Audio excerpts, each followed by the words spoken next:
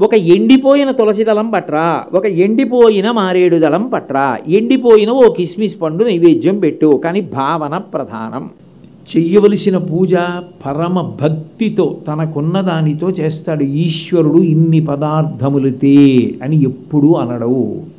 నీకు శక్తి ఉంది పట్రా, నీకు శక్తి లేదు కనీసం చేస్తే చాలు. శివుడికి మారేడు దళం, నారాయణుడికి తులసి దళం. అది కూడా ఈ రెండిటికి ఉన్న గౌరవం ఏమిటంటే మీరు అప్పటికప్పుడు కోసి తేవాలని నియమం లేదు. ఎండిపోయినవైనా పూజ చేసుకోవచ్చు. మిగిలిన వారికి అక్షత చాలు అంది శాస్త్రం. మిగిలిన వారందరికీ కూడా కేవలం అక్షత. అంటే నేను పరమ కింద పూజ మనసు నిండా భక్తి ఉండి చేయడానికి ఎక్కువ పదార్థం తేలేని వారు కూడా పూజ చేయవచ్చు. చిన్న పళ్ళెంలో ఇవి పెట్టుకుని పూజ చేసేసి ఇవి తీసేసి ఒక భరిణిలో పెట్టి మూత పెట్టేస్తారు. మూత పెట్టేసి తీసుకెళ్ళి ఎక్కడో ఓ గూట్లో పెట్టేసుకుంటాడు. పెట్టుకుని పూజ పూర్తి అయిపోయింది, వెళ్ళిపోతాడు.